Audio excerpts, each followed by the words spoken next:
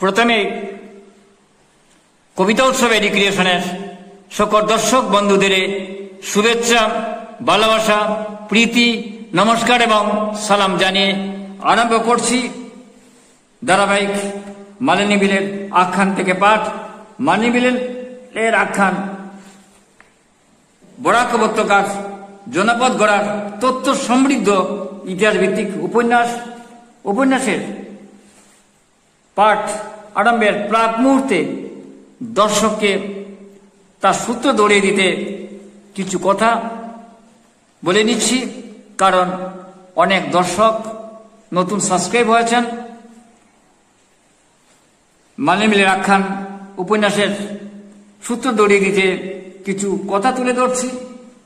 মালিনী বিলের আখ্যান উপন্যাসে এই অঞ্চলের সাহিত্য, সংস্কৃতি, জীবনযাপনের সঙ্গে নতুন বসতির গল্প গাঁথাও রয়েছে।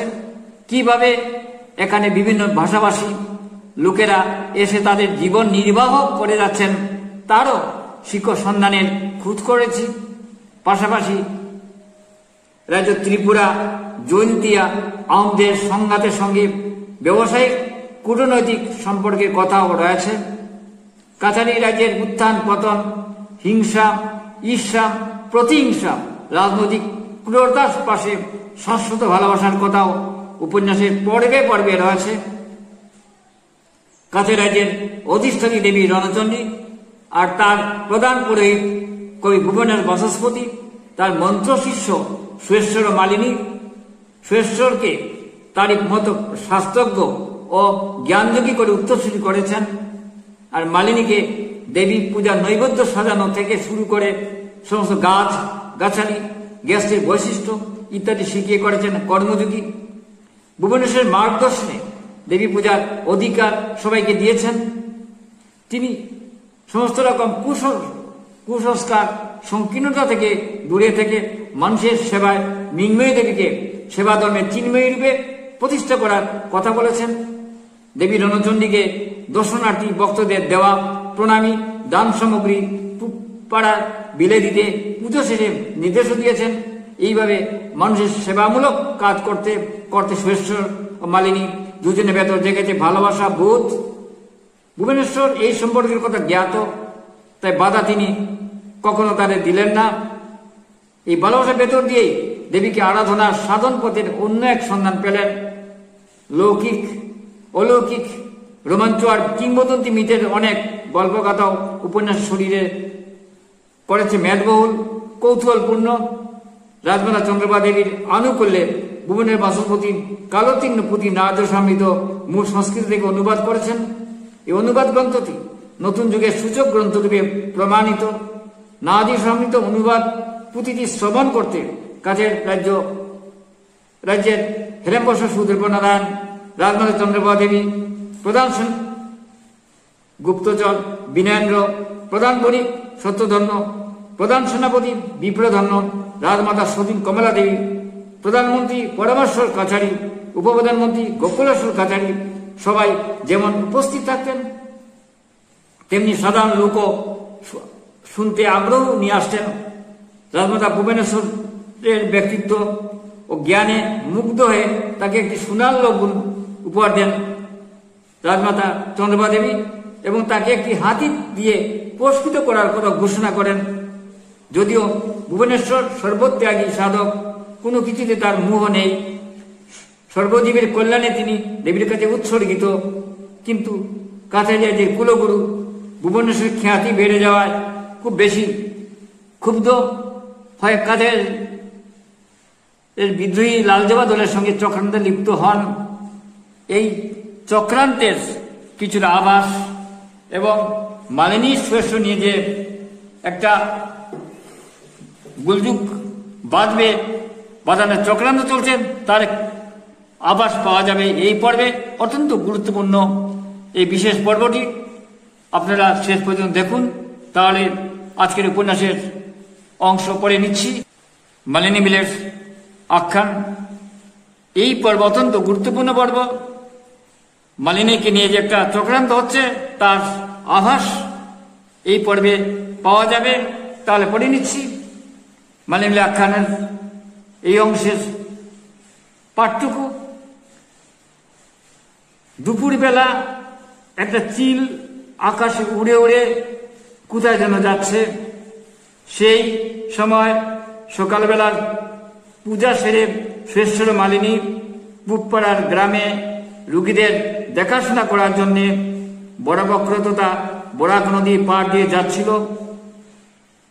সেই সময় নগরপাল অপারের দিক থেকে ঘোড়ার ছুটে আসছিল।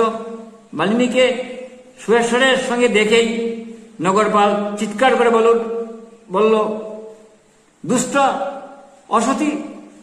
মালিনীকে সুরেশ্বরের সঙ্গে দেখেই নগরপাল চিৎকার করে বলল, দুষ্ট অসতী বলেই হাতে চাবুক দিয়ে একগা বসে দিল মালিনীর গায়ে। পা দিয়ে ঘোড়ার উপর বসে লাথিও দিল। পাশে গ্রামবাসীরা তৎক্ষণাৎ দৌড়ে এলো এবং নগরপালকে ঘিরে ধরে রাখলো। অবস্থা বেগতিক দেখে নগরপাল চটজলদি ঘোড়া নিয়ে সরে পড়ল। সুরেশ্বরের মুখ থেকে একটা ঘৃণাসূচক শব্দ কেবল বের হলো, মূর্খ পাপী। বিনা কারণে মালিনীকে নগরপাল এই অত্যাচার করল। কাজে রাজ্যে বিচার কি নেই? গ্রামবাসীরা মালিনীকে ধরাধরি করে রণচণ্ডী মন্দিরের দিকে নিয়ে আসতে লাগলো। ঘটনাটি খবর মুহূর্তে পুবপাড়ায়, বাগদিপাড়ায়, তাঁতিপাড়ায় ছড়িয়ে পড়ল।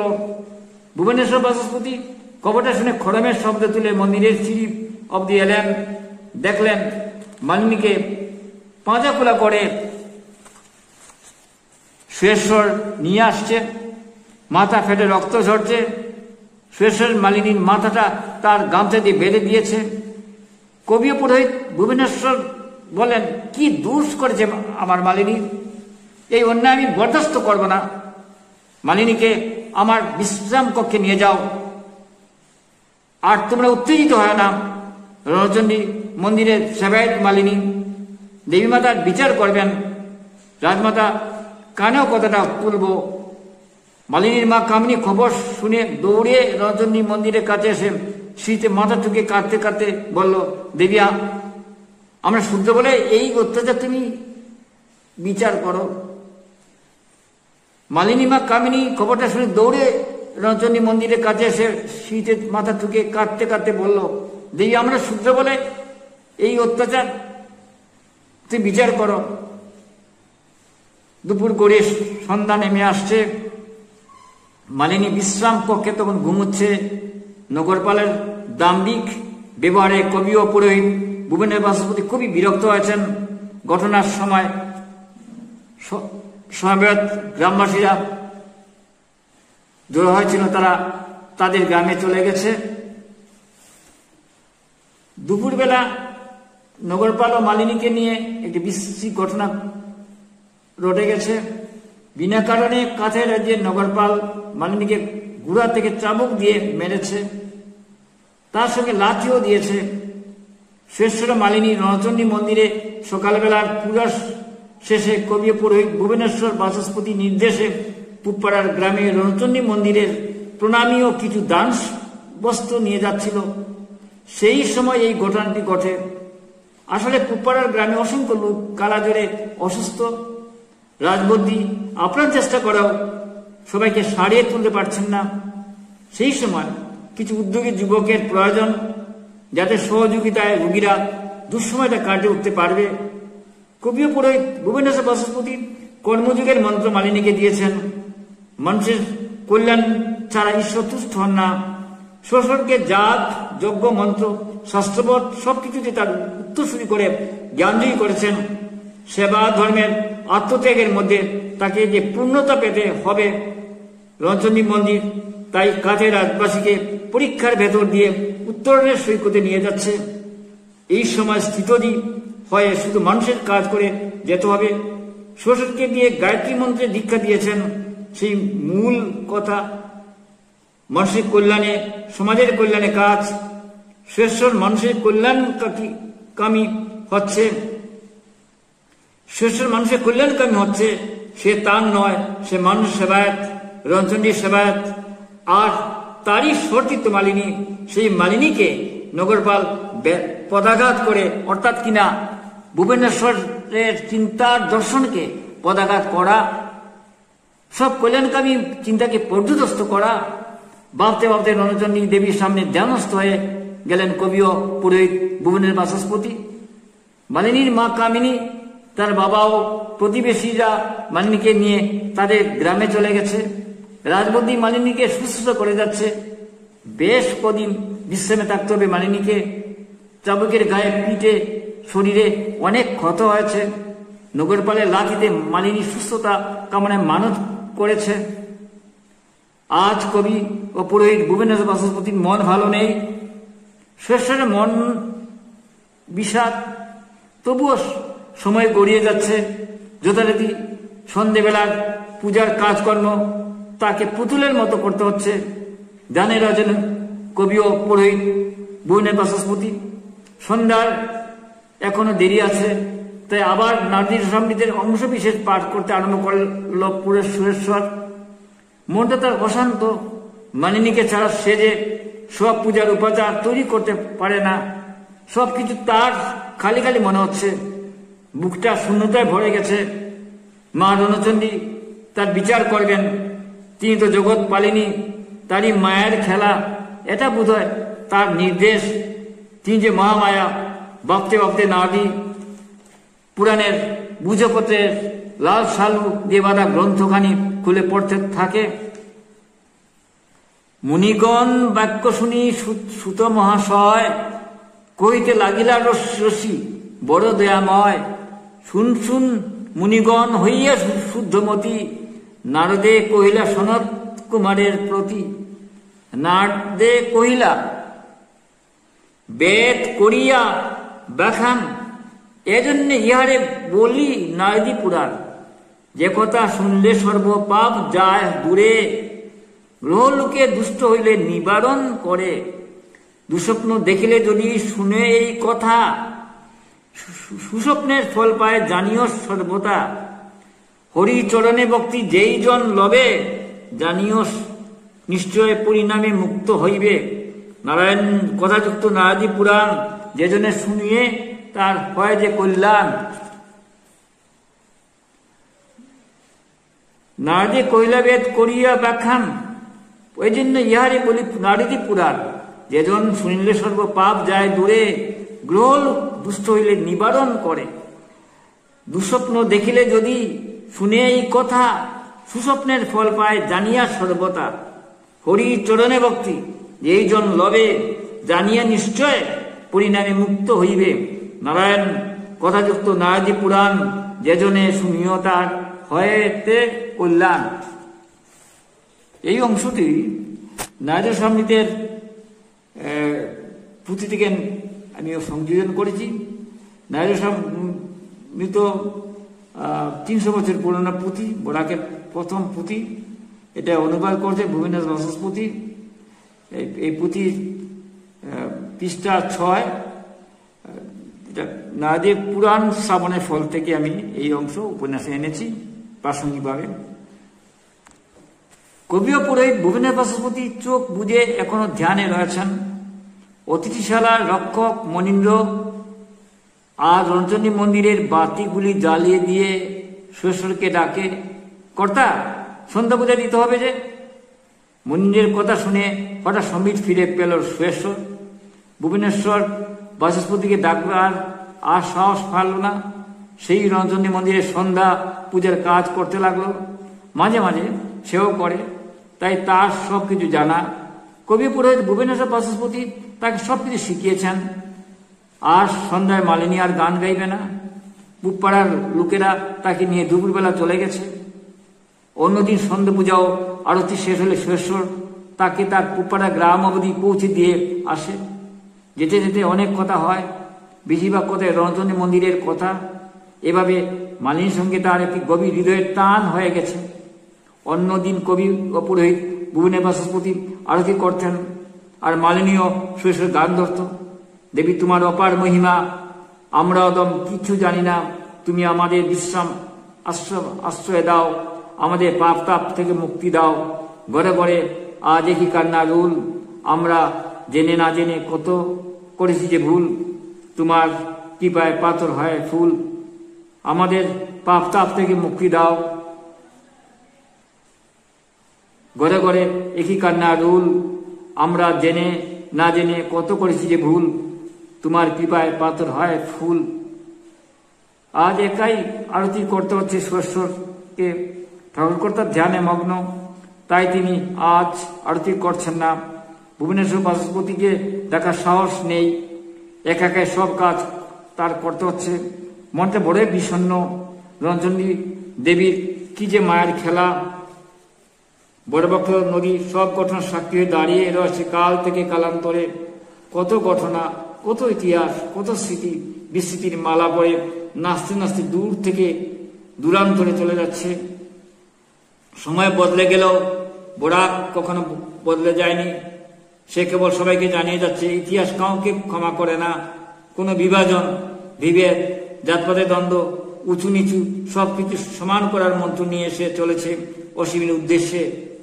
যেন রঞ্জনী দেবীর জয়গাথা গাইতে গাইতে মানুষকে তার আসরিক শক্তি থেকে উত্তরণের দেবত্বের সাধনার মন্ত্র উচ্চারণ করছে। মানুষকে ভালোবাসতে হবে। মানুষের ভেতরে ঈশ্বরের প্রতিমা লুকিয়ে রয়েছে। মানুষের সেবাধর্মে ঈশ্বরের চক্ষু দান করে পূজার বেদিতে নিয়ে বসতে হবে।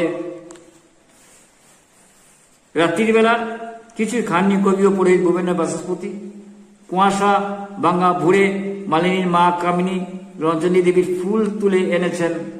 আজ কামিনীর সঙ্গে তার মেয়ে মালিনী নেই। এক ফাঁকে সুরেশ্বর মালিনীর শরীরের পরে জিজ্ঞেস করেছে। মালিনী অসুস্থ, সারা শরীর ব্যথা, তবে হাড়গুড় ভাঙেনি, পিঠের চাবুকের দাগের ঘা এখন শুকোয়নি, একটা বলেছে মালিনী মা কামিনী। প্রতিদিনের মতো আজও ভোরবেলা রাজবাড়ির ওস্তাদ সুরচাঁদ ভোরবেলার বৈরবী গান ধরেছেন। সুরেশ্বর একাই, তাই তাকে সবকিছু সামলে দিতে হচ্ছে। ঠাকুরকর্তা অর্থাৎ ভুবনের বাচস্পতির সঙ্গে বড়বক্র বরাক তথা বরাক নদী থেকে স্নান সেরে এসেছে। কারো মুখে কোনো কথা নেই, একটা নৈশব্দ সবাইকে যেন ঘিরে রেখেছে। যখন পুজোর অর্ঘ্য সাজাচ্ছিলেন তখন রাজমাতা পালকি নিয়ে মন্দিরে সিঁড়ির সামনে থামলেন। গেল দিন সব ঘটনা তাকে বিনয়নে বলেছে। তিনিও এই ঘটনায় উদ্বিগ্ন। একদল বিদ্রোহী প্রজা এই ঘটনাকে জড়িয়ে কবি ও পুরোহিত ভুবনের বাচস্পতিকে অপদস্থ করতে চায়, তা তিনি জানতে পেরেছেন। এর সঙ্গে বিদ্রোহী মৃন্ময় শঙ্কর, গদাই, সুবিনয় রয়েছে, তারাই নাটের গুরু।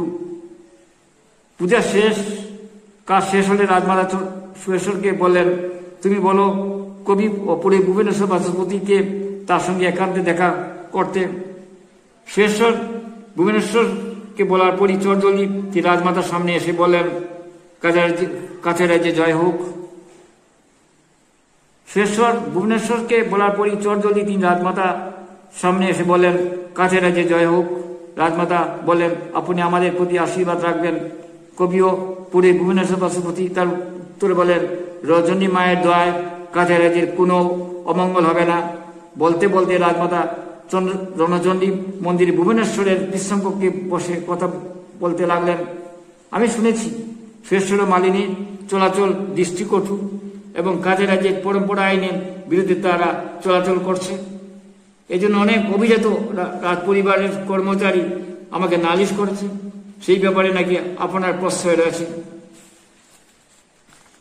খুব বিরক্তি নিয়ে পুরোহিত ভুবনেশ্বর বাসু বললেন, আমি তাদের সৎ, শুদ্ধ এবং পরোপকারী মানুষ হিসেবে তৈরি করেছি। তারা এমন কোনো কাজ করবে না যা আমার আদর্শ বিরোধী। তাদের যে নীতিবোধ ও মূল্যবোধের শিক্ষা দিয়েছি তা কখনো ব্যর্থ হবে না। রণচণ্ডী দেবীর মন্দিরে শুধু ফুল আর বেলপাতা দিয়ে পূজা নয়, তিনি চান যা দুস্থ অসহায় তাদের আত্মবিশ্বাসে অভয় মন্ত্রে জাগিয়ে তুলতে। সেই মন্ত্রে মালিনী সুরেশ্বর পুপ্পাড়া গ্রামে গিয়ে মন্ত্র উচ্চারণ করছে। এ তো আমারই প্রতিধ্বনি মাত্র। আমি বয়সে বাড়ি হাঁটতে পারি না, হাত কাঁপে, চোখে ভালো দেখি না। তারাই তো নতুন প্রজন্ম। দেবী রঞ্জনীর প্রদীপ নিয়ে অসহায় আর পেছনে পড়া মানুষের ঘরে ঘরে আলোর বাতি জ্বালাতেই আমি পাঠিয়েছি। আমাদের রঞ্জনী মন্দির প্রতিদিন কত প্রণামী দিয়ে যায়, কত বণিকেরা প্রবাহ যাত্রাকালে কত বস্ত্র দিয়ে যায়, কত লোকে ফলমূল দিয়ে যায়। এই সবই এদের সঙ্গে পাঠিয়ে দিই। আমি মানুষের ভেতর দেবতাকে জাগিয়ে তোলার জন্য আমার তিন কুলে কেউ নেই, আমি কার জন্য কি রেখে যাব? আমার প্রাণের ধন সুরেশ্বর, আমার আত্মীয় মালিনী, এদের কিছু ক্ষতি হলে আমার ক্ষতি হয়, এদের কেউ আঘাত করলে যেন আমাকে কেউ আঘাত করে। আপনি যে